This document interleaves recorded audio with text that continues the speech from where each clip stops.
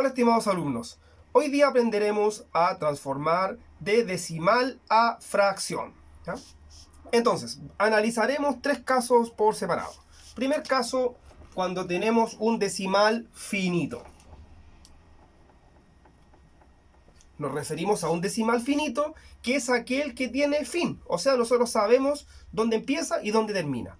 Por ejemplo, el decimal 1,2 es un decimal finito. Entonces, la regla para los decimales finitos me dice lo siguiente. Vamos a escribir el número sin considerar la coma. Vale decir, en este caso sería el 12. Y lo vamos a dividir, como es una fracción, tiene que tener denominador. En el denominador vamos a colocar potencias de 10, vale decir 10, 100, 1000, etc. De acuerdo a la cantidad de decimales que hayan. En este caso, como hay una cifra decimal que es el 2, vamos a colocar un 10. ¿Cierto? Un decimal implica un 0. No olviden que siempre es necesario simplificar las fracciones, es decir, dividir el numerador y el denominador por un número en común, que en este caso sería el 2, ¿no es verdad? Tanto el 12 como el 10 son múltiplos de 2. Si lo dividimos por 2, el 12 se transforma en un 6. Si lo dividimos por 2, el 10 se transforma en un 5. Veamos otro ejemplo. ¿Cómo nos quedaría pasar de decimal el 2,31? Entonces, si se fijan, ese también es un decimal finito, ya que tiene un término. Tiene dos cifras decimales, la décima y la centésima. Entonces, vamos a escribir el número sin considerar la coma, es decir, el 231. Y lo vamos a dividir, en este caso, o sea, vamos a colocar en el denominador la potencia de 10 de acuerdo a la cantidad de cifras decimales. Como tiene dos decimales, vamos a poner un 1 con dos ceros. ¿Cierto? Y en este caso también deberíamos simplificarlo. En este caso no se puede simplificar, ya que el 231 termina en una cifra que es impar. No lo podemos simplificar por 2. Veamos el último. 3.13. ¿Cierto? También es una cifra decimal finita y la regla me diría que vamos a escribir el número completo, 313, y lo vamos a dividir en este caso también, como tiene dos decimales, vamos a agregar dos ceros, o sea, también va a ser igual que en el caso anterior, dividido por 100. ¿Sí? Eso es para cuando tengamos decimales finitos, que sería nuestro primer caso. Vamos con nuestro segundo caso. Se trata de los decimales periódicos. Entonces, nuestro segundo caso son los decimales periódicos. ¿Qué quiere decir un decimal periódico? Quiere decir que tiene un número que se repite de forma infinita. Por ejemplo, si tenemos el 3,1 periódico, ¿cierto? Si se fijan, esa rayita encima de la parte decimal indica que el 1 se está repitiendo en forma infinita. O sea que esto es lo mismo que escribir 3,1, ¿no es cierto? De forma infinita. Ya, ¿qué me dice la regla para los decimales que son periódicos? Me dice lo siguiente, que vamos a escribir el número completo olvidándonos por un momento de la coma y del periodo. En este caso sería un 31. ¿Cierto? O sea, al 3,1 periódico le sacamos la coma y le sacamos la rayita del periodo, nos quedaría 31. Mucha atención acá. Debemos restarle lo que no tiene periodo.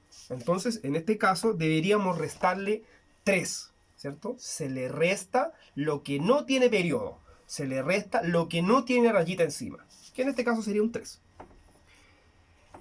Y lo vamos a dividir, acá mucha atención, lo vamos a dividir por 9 según sea la cantidad de periodos. ¿Cierto? O sea, en este caso, como hay un número que se está repitiendo, que es el 1, un número que se está repitiendo de forma infinita, vamos a colocar un 9. ¿Cierto? Y resolvemos la resta, ¿no es verdad? 31 menos 3, que son 28 novenos. ¿Cierto? Nos quedaría 28 novenos la fracción. Recordemos. Entonces, escribimos el número completo, 31, le restamos lo que no tiene periodo, en este caso lo que no tiene rayita, ¿no es verdad?, que es el 3, y lo dividimos por la cantidad de 9 de acuerdo a la cantidad de periodos. Como hay un número que se está repitiendo en forma infinita, colocamos un 9. Veamos otro ejemplo.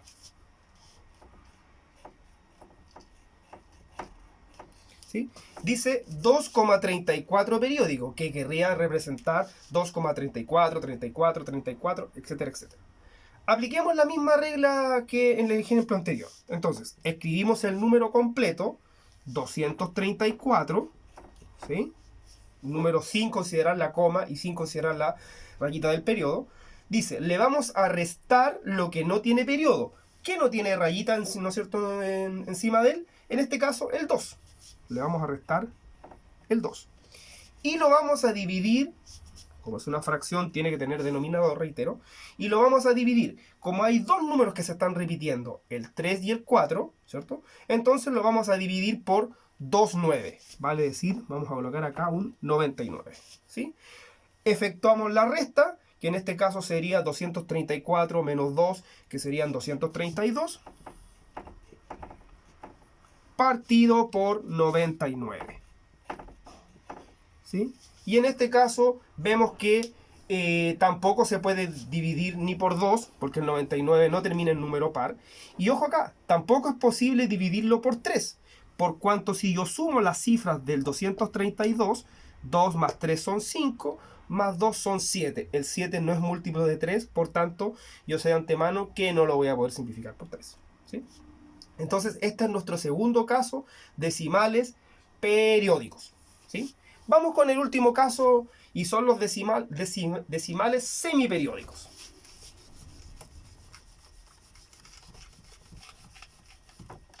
Entonces, vamos a tener el 2,13. ¿Ya? Si se fijan, ese es un decimal semiperiódico. ¿Por qué? Porque de la parte decimal solamente el 3 se está repitiendo. ¿Ya? Entonces, es importante que al 1 en este caso le vamos a llamar un anteperiodo. ¿Sí? ¿Por qué anteperiodo? Porque está antes del periodo. Y el 3, que es el número que se repite, es el que corresponde al periodo.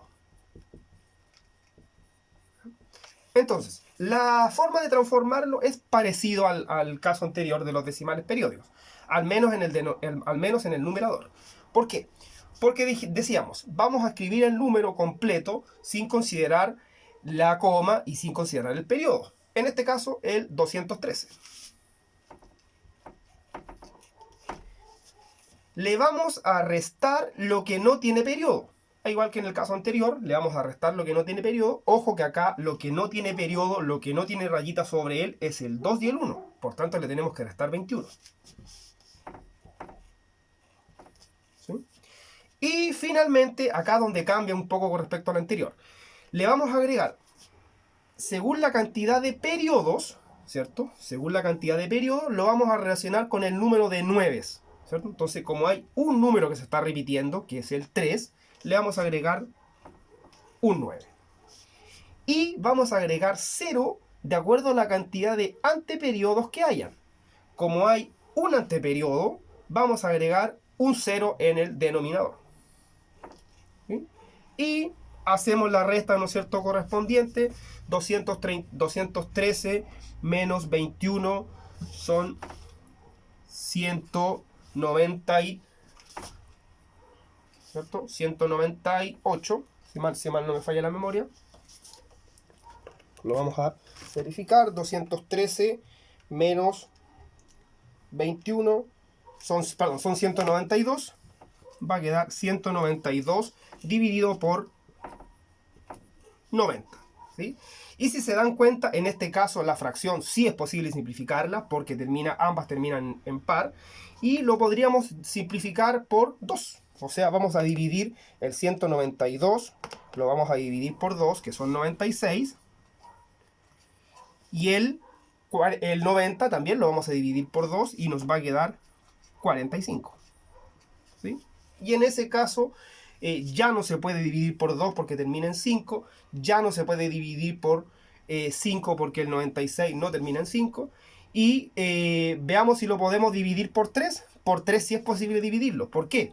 Porque si sumamos las cifras del numerador, vale decir, si sumamos 9 más 6, eso nos da 15, que es múltiplo de 3. Y si dividimos si sumamos, perdón, el 45, el 4 lo sumamos con el 5, nos da 9, que también es múltiplo de 3. Por tanto, esa fracción sí se puede simplificar por 3. Si el 96 lo dividimos por 3, nos va a quedar 32. Y si el 45 lo dividimos por 3, nos va a quedar 15. ¿Cierto? Entonces nos queda 32 quinceavos. ¿Sí? Y esa fracción sí que ya es irreductible. Entonces esa sería la fracción equivalente o la transformación del 2,13 periódico a fracción. ¿Sí? Lo repetimos de nuevo. Entonces, tomamos el número completo, el 213.